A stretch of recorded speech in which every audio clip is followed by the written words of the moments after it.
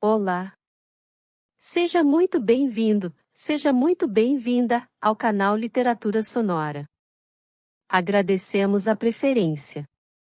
Que esta experiência venha a lhe proporcionar novos aprendizados. Boa audição. Um para o outro. Viva um para o outro, foi a última palavra do Coronel Trindade no leito da morte. Ouviram-lhe, com religioso respeito, seus dois filhos Henriqueta e Julião, ela de 18 anos, ele de 20, mas nada lhe puderam responder. Cabia a vez ao soluço, a dor de perder o pai era mais que tudo naquela ocasião. Também nada mais disse o moribundo, foi aquela última palavra, se palavra se pode chamar um som mal expresso e já tingido da discor da morte. Poucos minutos depois morreu o coronel, e morreu sobre a tarde do dia 4 de outubro de 1862. A casa em que se finava era situada no Engenho Velho, e fora mandada construir por ele mesmo, alguns anos antes. Já sei que te pretendes casar, disse-lhe por essa ocasião o mais galhofeiro de seus amigos, o desembargador Tinoco. Não, retorquiu ele, a minha vida é cair com a casa, cairmos de velhos. Mas a ideia falhou, e o coronel morreu com pouco mais de 50 anos, viúvo qual era desde os 40, entre seus dois filhos e alguns parentes, mais ou menos chegados. Julião e Henriqueta deram ao morto as lágrimas do mais sincero desespero. Não houve consolações, naquele lance, que pudessem entorpecer a dor íntima e profunda, nem minguar-lhes a manifestação ruidosa, não as podia haver. Desde longos anos, o velho coronel era para eles pai e mãe, era quem lhes substituía a esposa extinta e nunca deslembrada. Acresce que a doença que levava o pai fora rápida, e destruíra em poucos dias um organismo que parecia destinado a enterrar ainda muitos anos, e, ao cabo, o enterrado era ele, com todo o vigor de que dispunha. Não era pobre o coronel Trindade, mas abastado, e sobreabastado, econômico, de maneira que, ao menos, não teve a dor de deixar os filhos ao desamparo, e digo ao desamparo, porque Julião não completará ainda os estudos, não tinha posição ou emprego, donde tirasse a subsistência, se precisasse de a ganhar. Estudava na escola central, diziam ser bom estudante, e assim provou ser em todos os exames que fez, e dos quais se saiu com aprovação plena, e não raras vezes com louvor. A esperança do coronel era ver o filho engenheiro, louvado e procurado, o engenheiro Trindade, filho do coronel Trindade, era a sua esperança e seria a sua glória. A realidade foi outra, tão certo é que a esperança é nada. Capítulo 2. Um ano depois do acontecimento, apenas indicado no outro capítulo, recebeu Julião o seu diploma de engenheiro, e esse remate de alguns anos de honrado labor, de estudos sérios, não lhe deu a alegria com que contava, faltava uma pessoa. A irmã, que não menos do que ele sentia aquela ausência, buscou ainda assim dissimulá-la, e ele, pela sua parte, tratou de esconder o que sentia. Esses dois corações possuíam o melindre dos sentimentos, a discrição das dores repartidas, que não desejam agravar-se mutuamente, e portavam-se com a habilidade que a natureza não concede a muitos, talvez a raros. Julião, disse Henriqueta 3 dias antes deste tomar o grau de engenheiro, tive uma ideia. Que é? Quero primeiro que você aprove. Mas que é? A prova? Julião sorriu. Se não é enforcar-me, aprovo, disse ele. Não é enforcar, é jantar no dia em que você receber o seu diploma de engenheiro. Ora! Qual hora? Já tenho a lista dos convidados, são os nossos parentes. Só. Titia, que diz? Perguntou Julião a uma senhora idosa que estava na sala, a poucos passos, com um jornal na mão. Digo que Henriqueta pensa muito bem. A tia de que se trata era ou por parte de mãe, tinha os seus 50 anos, chamava-se Dona Antonica, vivia com eles desde a morte do irmão. Não havia remédio, Julião aceitou o jantar, limitou-se, todavia, a pedir que não fosse lauto nem ruidoso, queria uma coisa puramente de família, porque o acontecimento era de família. Já sabemos que Julião fora bom estudante, sabemos também que era excelente rapaz, acrescentemos que não era feio, antes bonito, gravemente bonito, másculo e sério. Não se imagine um jarreta, enfronhando a sua mocidade numa gravata de 7 voltas, não. Sabia ser elegante, gostava de andar à moda, não usava, porém, pedir à moda todas as suas extravagâncias e excessos, era discreto até no vestir. Henriqueta pertencia à classe de mulheres que sabem ornar-se, qualquer que seja a qualidade do estofo ou o corte do vestido, tinha elegância nativa. Era alta, cheia, musculosa, talhada com amor no mais belo mármore humano. Talvez não agradassem a alguns os olhos pardos e pequeninos, mas o olhar que chispava deles devia por força angariar adoradores ou amigos, amigos sim, que eram da natureza dos que falam mais aos sentimentos do que aos sentidos. Eram pequenos de si, e pequenos porque a testa era larga, uma testa serena e pura e tão serena como o pensamento que ardia no interior. Nunca esse pensamento cogitara no mal, ignorava-o, que é o melhor meio de o não atrair. A boca, que era delicadamente fendida sobre um queixo macio e redondo, não conhecera ou não pronunciara jamais uma só palavra de cólera, porque a própria travessura de Henriqueta, quando criança, era das que se acomodam sem gritos nem lágrimas. Henriqueta era o tipo da complacência, da bondade, da resignação branda e modesta. Quem o não lesse na figura e nas maneiras, compreendê-lo-ia no fim de alguns dias de trato. A pontualidade com que ela obedeceu ao desejo do irmão provava o que já sabemos, isto é, que era de sua parte dócil, e que também sentia a ausência do chefe da família. O jantar foi simples, modesto e tranquilo, nenhum tumulto, nenhuma excessiva alegria. Os donos da casa deram o tom aos convivas, cada um destes compreendeu que faltava alguma pessoa e que era acertado não acordá-lo do sono. Esteve a teu gosto? Perguntou Henriqueta de noite quando o último convidado tinha saído. Tu és um anjo. Um anjo de cozinha, concluiu Henriqueta rindo. A casa em que moravam era a mesma do engenho velho. Tinham-na deixado logo depois da morte do coronel, mas 3 meses depois voltaram para ali, menos por motivo econômico que de piedade filial. Queriam ter presente a lembrança do pai, agora que a dor podia suportá-la, havendo já o tempo feito a sua ação inevitável e benéfica. Julião, poucas semanas depois de receber o diploma de engenheiro, alcançou uma nomeação do governo, que o obrigou a ir à província do Rio durante poucas semanas. Dali veio, tendo concluído a comissão mais depressa do que se esperava. Logo depois obteve outra nomeação que o não obrigava a sair, mas a ficar na corte. Era muito melhor para ele e para ela, e nisto chegamos aos primeiros dias de 1864. Capítulo 3. Naqueles primeiros dias de 1864, veio do norte um parente de Julião, que lá estivera alguns anos como inspetor da alfândega, e agora tornava, exonerado a seu pedido, porque tinha de ir liquidar uma herança em São Paulo. Não se demorou muito tempo nesta corte, mas em um dos poucos dias em que aqui esteve convidou Julião a jantar, e jantaram efetivamente juntos, eles e mais um rapaz, também do norte, que o acompanhava a passeio e devia regressar no fim de poucas semanas.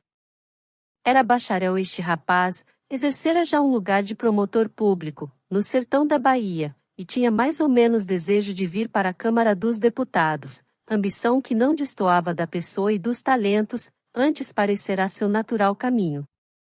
O Pimentel é o melhor orador que tenho ouvido, disse o ex-inspetor da alfândega. Sim? Perguntou Julião com interesse e cortejando o conviva. Pode ser, disse este, mas é porque você me ouviu sempre com as orelhas do coração. A cabeça, se me ouvisse, seria de outro parecer. O parente de Julião contestou energicamente. Pimentel, vendo-se objeto de uma conversa laudatória, desviou habilmente as atenções. Dentro de poucos minutos falavam da situação política. como Julião empregasse uma comparação matemática, a conversa descambou de repente nas matemáticas, depois, enveredaram pela literatura, e se não acaba o jantar, não era impossível que penetrassem na teologia. Ora, Pimentel, ainda nos assuntos estranhos à ciência do direito, mostrava-se discreto e lido, sem afetação, nem temeridade, dizendo somente o que sabia, e dizendo com modesta segurança do saber. Julião separou-se dele levando a melhor impressão do mundo, ofereceu-lhe a casa, Pimentel ofereceu-lhe os seus serviços na província. Deixa-nos breve? Daqui a 1 mês. Mas tornará como deputado? Disse Julião rindo. Isso. Isso há de ser certo, clamou o ex-inspetor da alfândega. 3 dias depois encontrou-os Julião no teatro, num dos intervalos conversaram muito, noutro levou-os Julião ao camarote, onde estavam a irmã e a tia. A apresentação foi fácil, a conversa interessante, a recíproca impressão excelente. Uma semana mais tarde, encontrarão-se em uma loja da Rua do Ouvidor, a família Trindade e o Dr. Pimentel. Este noticiou que acompanhava o parente da família a São Paulo, mas que esperava voltar sozinho, para regressar à província natal. Na véspera de sair, dirigiu-se ao Engenho Velho e deixou lá um cartão de despedida. Foi Henriqueta que o recebeu, e, para ser sincero, devo dizer que o recebeu de má cara. Notem que não me refiro ao bacharel, mas ao cartão. O bacharel é provável que tivesse agasalho mais benigno.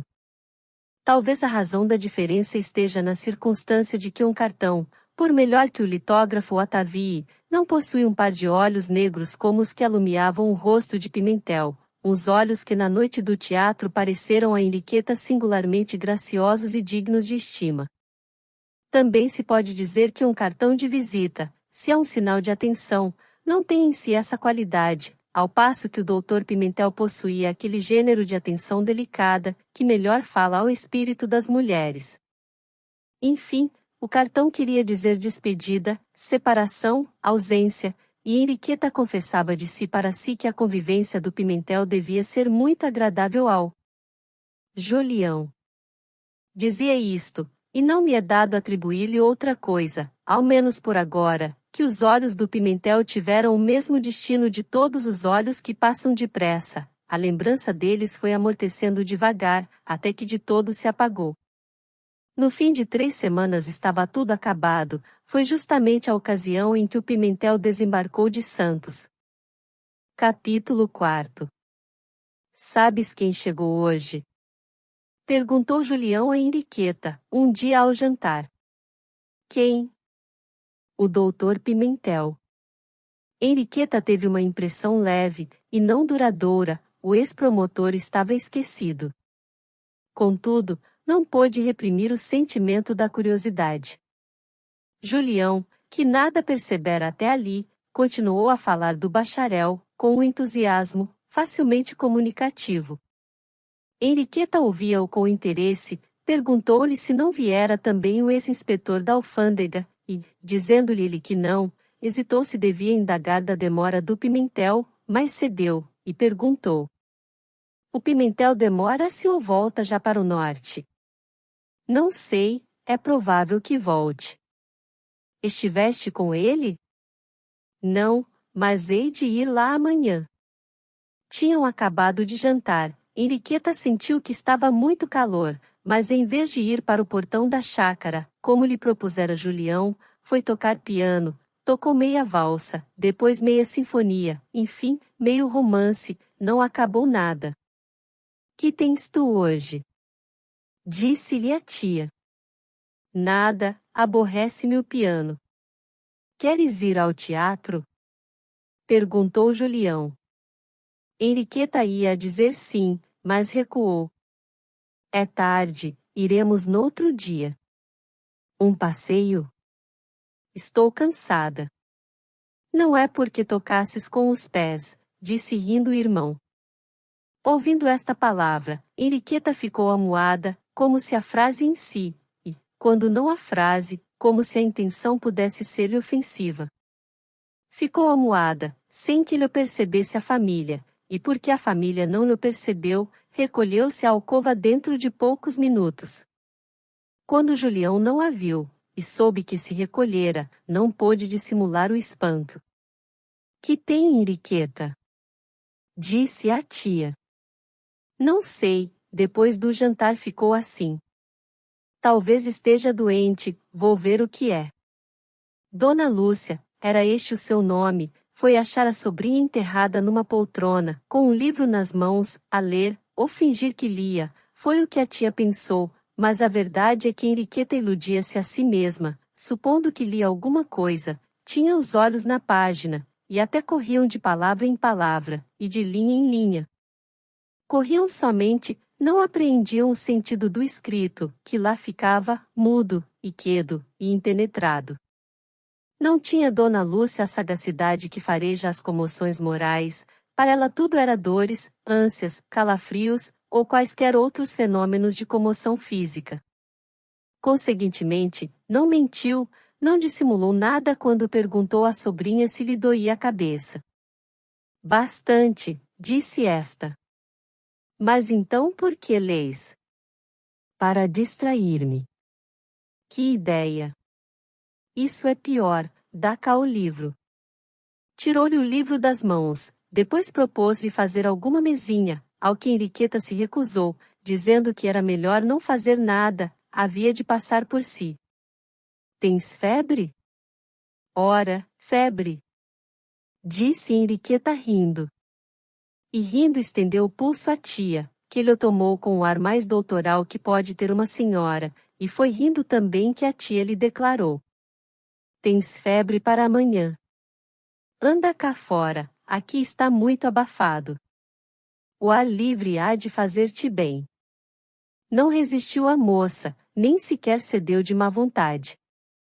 Ao contrário, era aquilo mesmo que queria, porque, tendo obedecido a um impulso de mal cabido ressentimento, doía-lhe agora o que fizera, e ardia por ler nos olhos do irmão ou a ignorância ou desculpa do que se passará.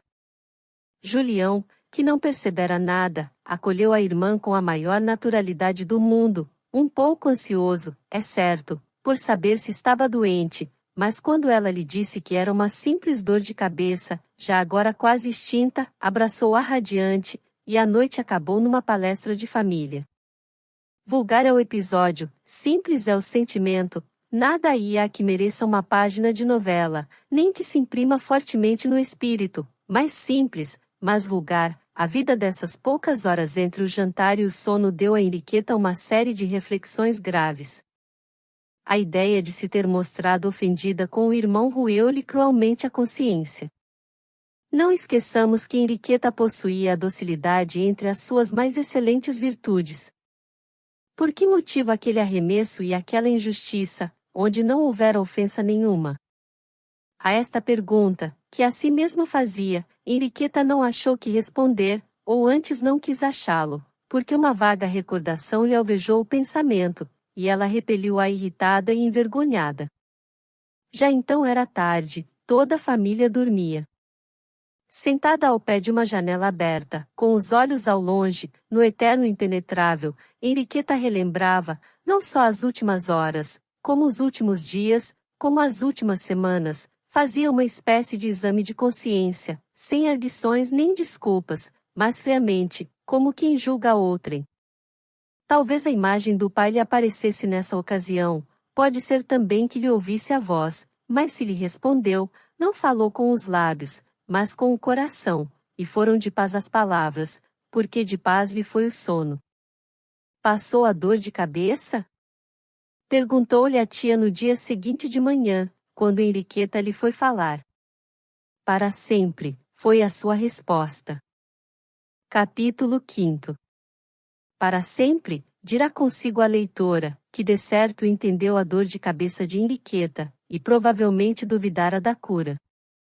Velhas dores, eternas dores, que tu sentiste, ou sentes, ou virás a sentir um dia, o que já mostravam aqueles 2 versinhos que Voltaire aplicou ao amor. Quem quer que sejas, dizia, teu Senhor é este. Segundo ele este, le futo ou le doit être. É o teu caso, morena ou loura que me lês, foi o caso da tua avó, era o da nossa Henriqueta, e é por isso que a leitora tem muita razão de duvidar que tão cedo lhe morresse a dor, ou ao menos, que morresse para sempre. Não obstante, foi o que ela disse, e mostrou galhardamente em todo esse dia e nos outros. Voltará a alegria habitual, a princípio ninho ruidosa, como se assoprasse um pouco de oculto propósito, mas logo depois natural e sincera. Uma nuvem apenas, pesada, mas nuvem, e já agora extinta. Um dia, 6 ou 7 depois daquele incidente, foi convidado o Pimentel a jantar em casa de Julião, lá o receberam com as mais sensíveis mostras de afeto, e não houve outro caminho de intimidade. A intimidade que vem só do costume é frouxa e facilmente suspeitosa, a que se funda na afeição recíproca é menos precária. Era o caso dos dois rapazes, não tardou muito que se mostrassem quais eram e quais desejariam que fossem. Entretanto, o Pimentel devia voltar para o norte, transferiu muitas vezes a viagem, mas afinal era preciso realizá-la, e não teve outro remédio senão ir, sabe Deus com que saudade. Disse ele a Julião. Por que não fica mais tempo? Não posso, há razões de família, em todo o caso, voltarei. Quando? Depois de alguns meses. 20 ou 30, não. Oh, não. 3 ou 4. Promete? Prometo. Henriqueta recebeu a notícia de outro modo, uma grande tranquilidade, quase indiferença, e realmente seria bem curioso quem pretendesse saber as causas do ar sombrio com que Pimentel viu a impressão que deixava a moça o motivo de sua partida. O mais que se pode saber é que não disse nada, buliu com a corrente do relógio, consertou a gravata, depois olhou para a ponta da botina, depois quis dizer alguma coisa, mas provavelmente esquecera as palavras, e achou melhor sair, e foi o que fez daí a 2 minutos. Ora, é bem difícil que um homem se contente com a indiferença alheia em coisas que parecem importar-lhe grandemente, por esse ou por outro motivo. O Pimentel tornou a conversação, na véspera da partida, acrescentando que ia acabrunhado. Por quê? Disse Henriqueta. A corte sempre deixa saudades, ponderou ele. Isso é verdade, mas o senhor voltará daqui a algum tempo, creio que já me falou em 4 meses. 4 ou 3. Quase que era melhor não ir. Se pudesse ficar, ficava, disse vivamente o Pimentel, mas há razões fortes. 4 meses passam-se depressa. Conforme, disse o Pimentel olhando para ela. Henriqueta não respondeu nada, nem com a boca, nem com os olhos, falou do último espetáculo, depois do enjoo do mar, do calor, e de Petrópolis. O Pimentel acompanhou-a por esse caminho, quis depois tornar ao primeiro, que era para ele a estrada real, ela porém fugiu-lhe. Não insistiu o Pimentel, tratou de coisas estranhas, e procurou até coisas alegres, mas só as achou de uma alegria violenta, como o cômico dos atores sem graça. De noite, entrando no hotel, tirou essa máscara do rosto, e a sós consigo recapitulou as últimas horas, os últimos dias e as últimas semanas. Digo que recapitulou, sem dizer primeiro que se despiu, porque assim mesmo como estava, assim se atirou a um sofá, com o chapéu na cabeça, e os olhos em nenhuma parte, ou longe dali. A expressão do rosto era de abatimento, de despeito, de ânsia, coisa que ainda mais se acentuou, quando ele, lançando fora o chapéu, disse em voz alta e rude: Perco o meu tempo. Não me ama. Julião foi acompanhá-lo a bordo no dia seguinte, pediu-lhe muito que voltasse e o mais cedo possível. Lembre-se que já me prometeu. Já. E cumpre? Cumpro. Palavra? Para quê, se lhe digo que sim? Balbuciou o Pimentel. Despediram-se, o vapor seguiu, Julião veio para a terra. Quando o vapor perdeu a vista da cidade, ninguém ouviu, mas é certo que o Pimentel, olhando para a água que batia no costado do navio, repetia lá no fundo do pensamento: nem em 4 meses, nem em 4 anos. Capítulo 6. Henriqueta deixou-se estar, nem triste nem alegre, indiferente. A vida da família tornou a ser o que era antes, patriarcal e quieta. Alguns recreios íntimos, poucos externos, e nenhum que excedesse da mediania discreta e orada. Nessa parte, como em tudo mais, eram harmônicos os caracteres dos dois irmãos, não tinham mais nem menos exigências. Seu irmão parece um urso, disse um dia a Henriqueta uma moça da vizinhança, relacionada há pouco com eles. Por quê? Porque parece. Você está enganada, disse Henriqueta. É talvez um pouco assim, calado, metido consigo, mas havendo intimidade. No outro dia, Henriqueta contou a Julião o reparo da vizinha. Julião riu, sacudiu os ombros e não comentou de outro modo o reparo. O que é certo que você é assim mesmo. Assim como bicho do mato. Pode ser. Sabe você o que se faz com um bicho? Que é? Foge-se. Então, você quer fugir-me? E já. Henriqueta disse esta última palavra, dando um passo para a porta. Julião foi ter com ela, pegou-lhe na mão, e deu-lhe um bolo. Riram-se muito, sentaram-se depois, falaram de mil várias coisas. A tia foi achá-los ali e abanou a cabeça, rindo. Vocês parecem dois namorados, disse ela. E somos, não é? Perguntou Julião. Apoiado, concordou Henriqueta. Dois namorados, eis a verdadeira definição, não havia outra melhor. Tinham as saudades, os arrufos, as criancices dos namorados. A afeição que os ligava, tocante e profunda, era já um vínculo bastante, mas outros vieram reforçá-lo mais. Assim, o costume da vida comum, a índole própria, e afinal a memória do pai. Viva um para o outro, foram as últimas palavras do velho moribundo. Eles não esqueceram essa recomendação derradeira, ouviram-na como se fora um preceito da eternidade. Viviam exatamente um para o outro, não tinham desejos diferentes, e quando os tinham, chegavam facilmente a combiná-los. Pode-se dizer que as impressões de um eram as de outro, e que o mesmo cérebro e o mesmo coração pensava e batia por ambos. Não seria isto exatamente, não era, alguma vez arrufavam-se, mas essas divergências não eram mais do que o perrexil do afeto, uma coisa que lhe dava melhor sabor. Já vimos um desses arrufos. Poucos dias depois da conversa da vizinha, Henriqueta lembrou a esta para irem a passeio à Tijuca, um domingo de manhã. Assentaram que sim. Henriqueta disse-o depois ao irmão. Fizeste mal, disse este. Mal. Julião conformou o dito com o gesto. Mas por quê? Ora, um passeio à Tijuca. Já o temos feito noutras ocasiões. É verdade, mas somos nós e titia.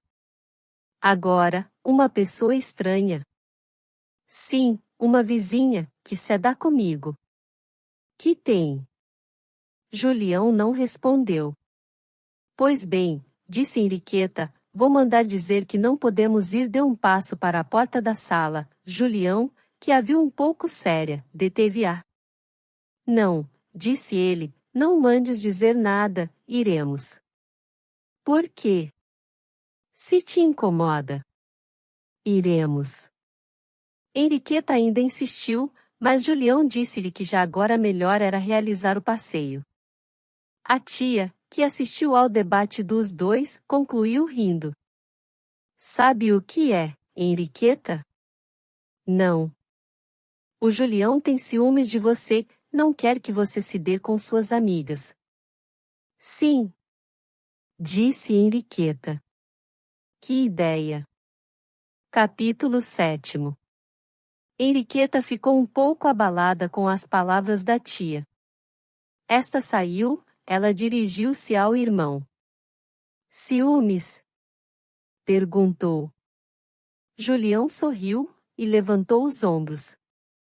Não vê que titia está brincando? Disse ele. É uma maneira de explicar a minha hesitação em ir a esse passeio da Tijuca. Pois eu havia de ter ciúmes de você? Dê-se com quem quiser, você sabe que nunca lhe pus obstáculo. Jura? Disse Henriqueta depois de um instante de silêncio. Julião abanou a cabeça. Patetinha! Exclamou ele a rir.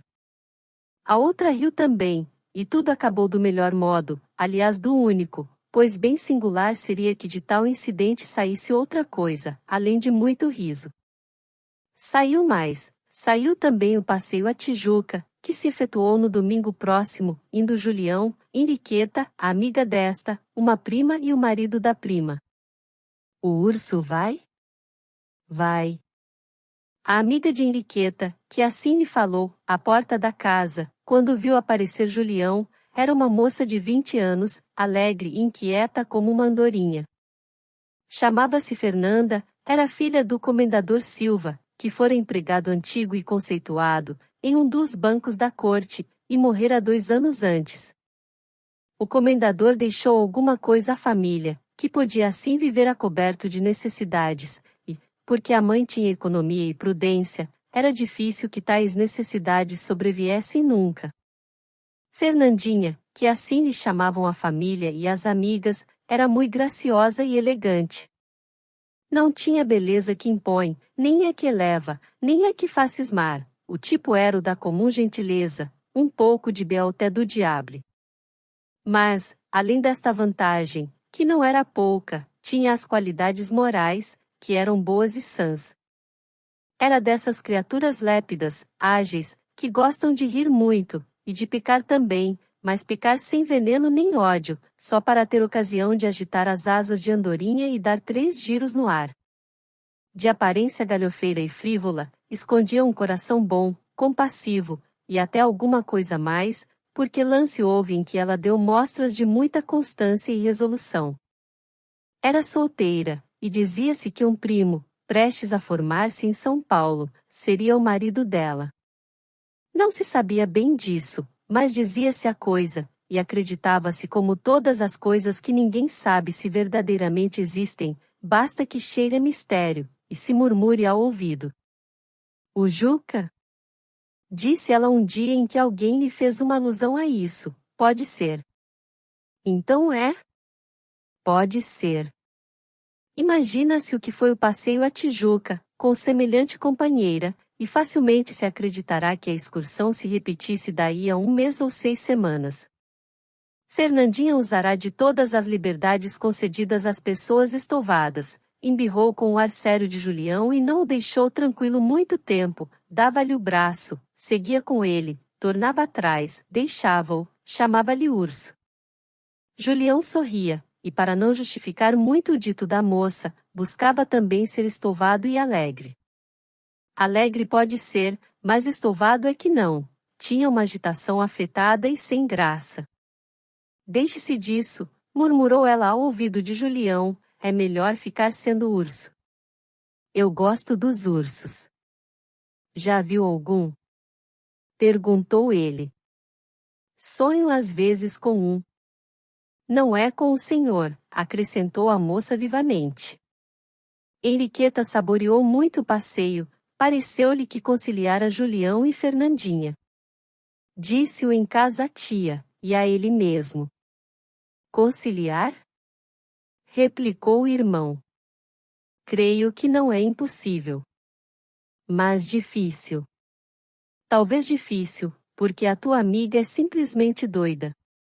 Tem uns modos acriançados, concordou a tia.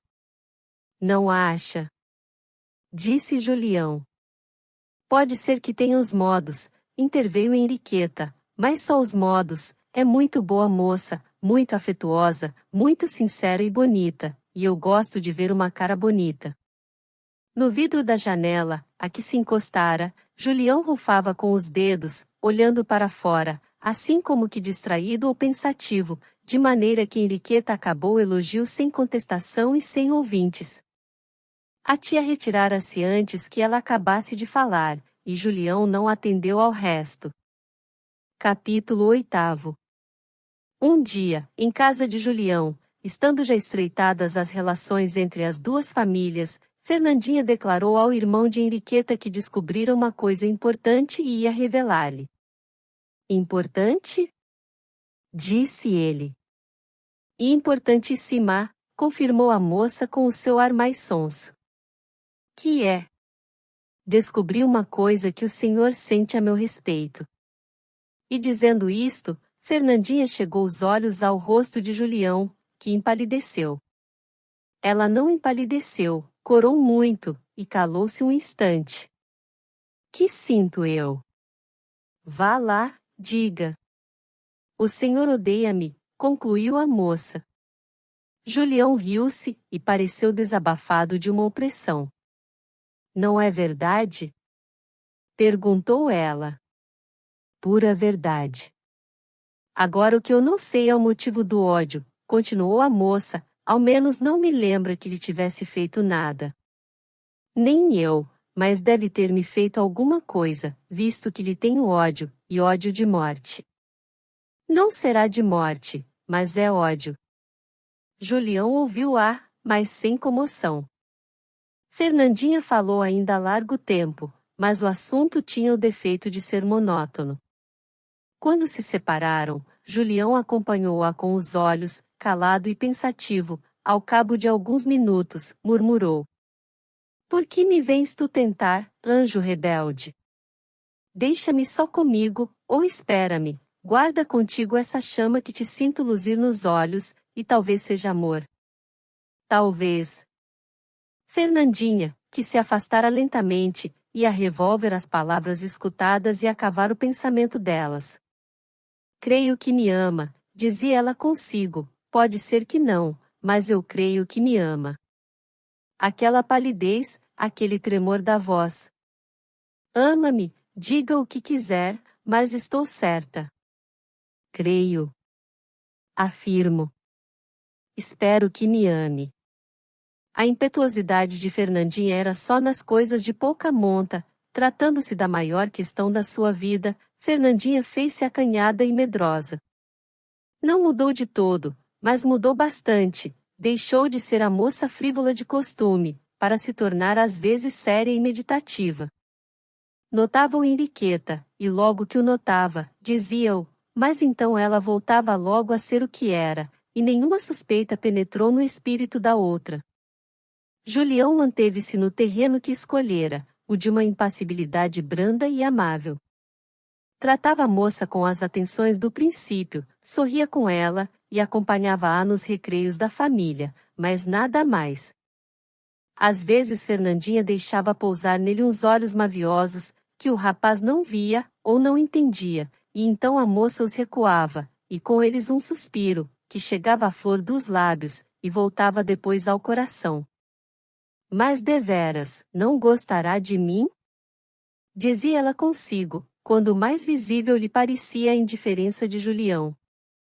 Um dia, estando todos na chácara, Fernandinha parecia estouvada e alegre como nos seus melhores tempos. Julião disse-lhe, e ela respondeu que a razão era simples, esperava um namorado, um noivo. Ela estremeceu, mas dominou-se logo. Seu primo, não é? Disse Henriqueta. Não sei, um noivo, repetiu a moça com um gesto nervoso e impaciente. Julião encaminhou-se para o portão. Nesse momento chegava o carteiro com uma carta do norte. Julião abriu-a e leu. Uma notícia, disse ele, daqui a 15 dias temos cá o Pimentel. Dessa vez foi Henriqueta quem estremeceu, mas ninguém a viu, e o efeito passou. Capítulo 9. A chegada do Pimentel veio complicar a situação. Complicar não é a expressão exata, veio obscurecê-la ainda mais. Havia entre aquelas 4 pessoas um drama interior, que se desenrolava todo na consciência e no coração de cada um, sem nenhuma manifestação externa, sem contraste visível nem palpável, e, a certos respeitos, sem notícia recíproca. Tal era a dificuldade. Henriqueta sentiu uma extraordinária impressão ao saber da volta do Pimentel, mas se era principalmente de gosto, era também de medo, de enfado, de alguma coisa que ela mal chegava a entender, e ninguém lhe a descobriu. Ao contrário, graças à arte que possuía de se dominar, nem Fernandinha pôde perceber nenhuma mudança. Aliás, Henriqueta não confiava a outra os seus mais recônditos pensamentos. Poder-se-ia notar, isso sim, que Henriqueta se tornou durante aqueles 15 dias muito vigilante em relação à amiga, buscava as ocasiões de a ter em casa, iniciara alguns passatempos em que tomava parte o irmão, e até, quando era possível, deixava-os a sós. Fernandinha estimava esses lances sugeridos pela amiga, mas saía deles mais desanimada. Qual? Não me ama, pensava ela consigo. Bem diz mamãe que não gosta de homens matemáticos.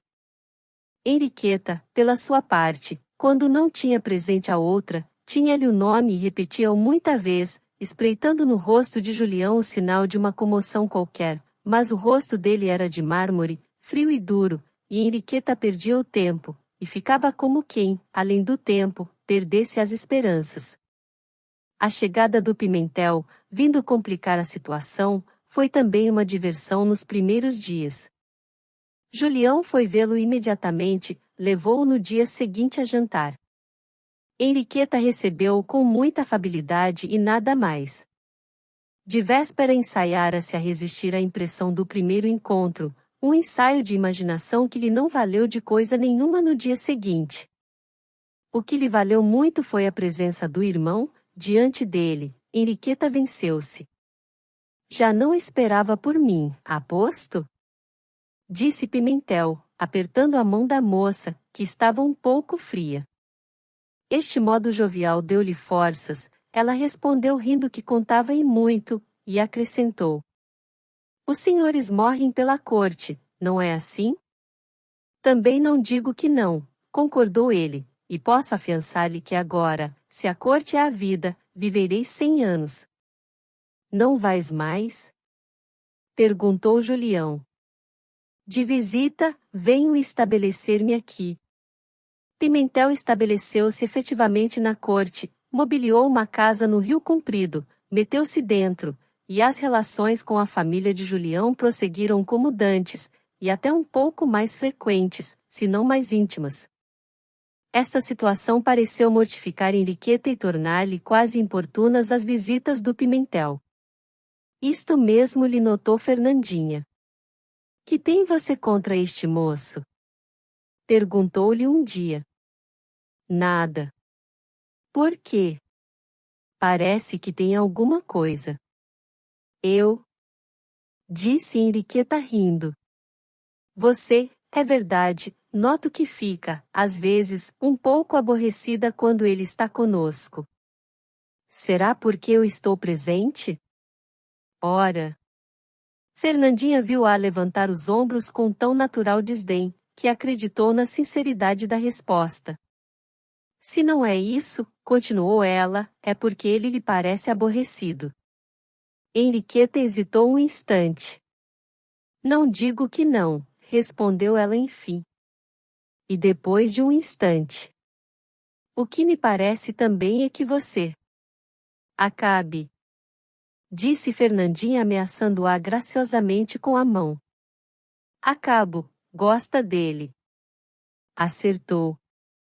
O tom era de chasco, mas a ideia acordou-lhe outra, uma ideia má, pueril, de comédia, uma ideia de simulação, para o fim de obter pela inveja o que não obtivera pela sugestão de um afeto melhor. Como a esperança é um alimento eterno, Henriqueta viu luzir no rosto da amiga uma certa expressão, que lhe pareceu de júbilo, viu, e perguntou a si mesma se deveras Fernandinha amava o outro, mas lembrou-lhe os dias passados e abanou a cabeça. Isto passava-se de noite, pouco depois de 8 horas.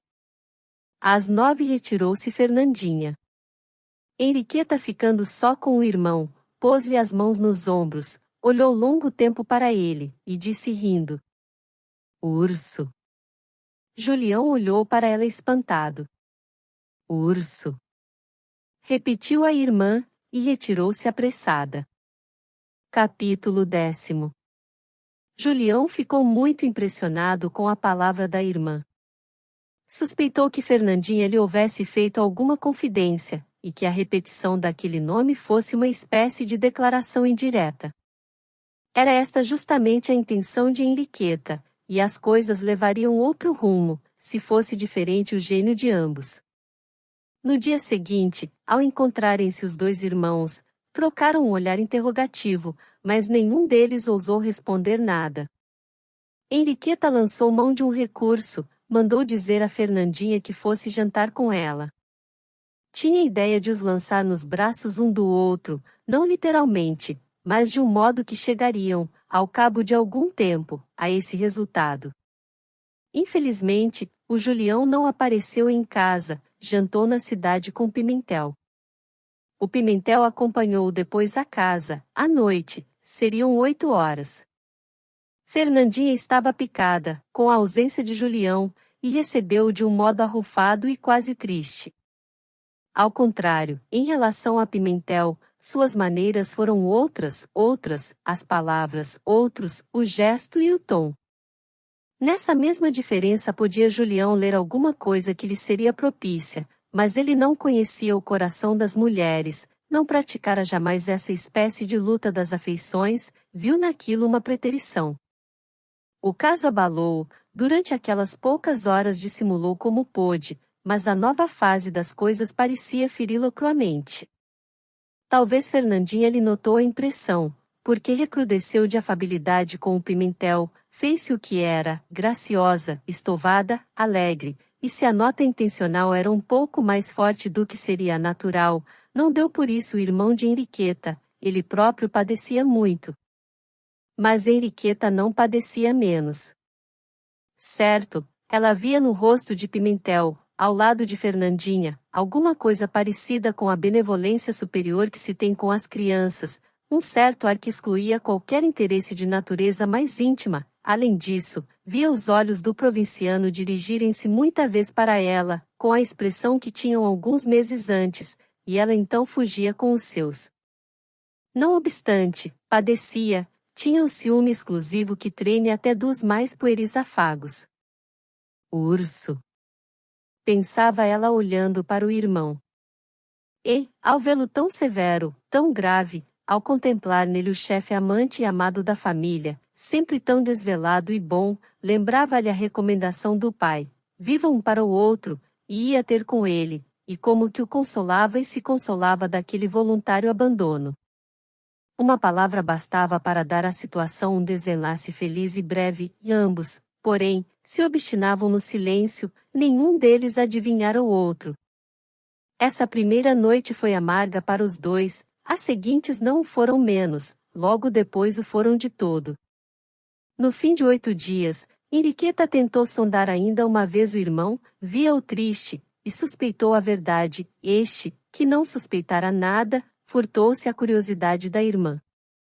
Henriqueta abanou a cabeça, e depois de um instante de reflexão, disse resolutamente: Você gosta de Fernandinha.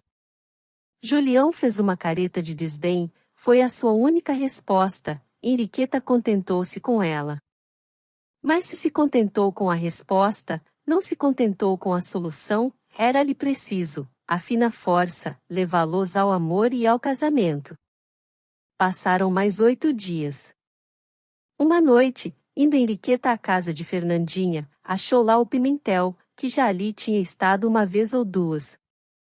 Achou-os bem, pareceu-lhe sentir que era demais. Demais! Pensou ela com um gesto de orgulho.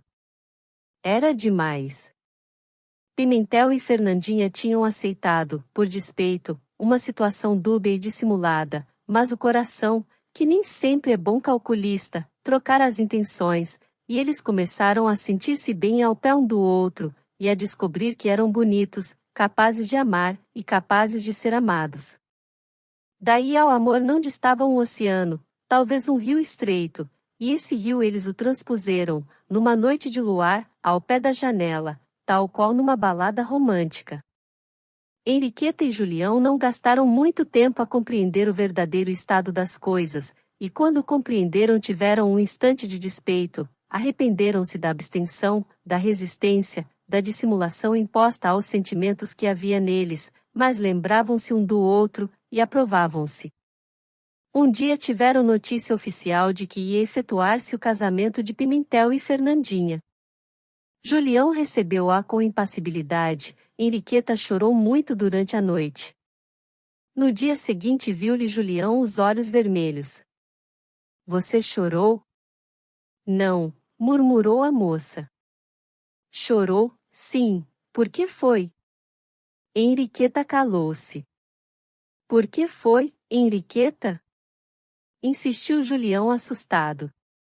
A resposta de Henriqueta foi lançar-lhe os braços ao pescoço, e pousar-lhe a fronte no ombro. Julião levantou-lhe brandamente a cabeça, olhou para ela, teve uma súbita intuição da realidade. Henriqueta, disse ele. Você o amava? A moça baixou os olhos, Julião entendeu tudo, deixou-se cair numa cadeira, com o rosto nas mãos. Foi a vez de Henriqueta, que se chegou a ele, arredou-lhe as mãos, viu-lhe a expressão abatida do rosto, não lhe perguntou nada. Com as mãos cingidas, os olhos para o azul do céu, ficaram assim longo tempo a saborear a dor de seu voluntário e ocioso sacrifício. Compreenderam que nenhum deles quisera ser o primeiro a deixar a família, e daí a inércia e a dissimulação. Talvez nessa hora viam, ao longe, a figura lívida do pai, talvez lhe escutassem a palavra última, vivam um para o outro. Fim. Querido ouvinte, obrigado por acompanhar a mais este vídeo. Sinta-se à vontade para avaliar o conteúdo e comentar. Se desejar, compartilhe e inscreva-se. Um grande abraço para você.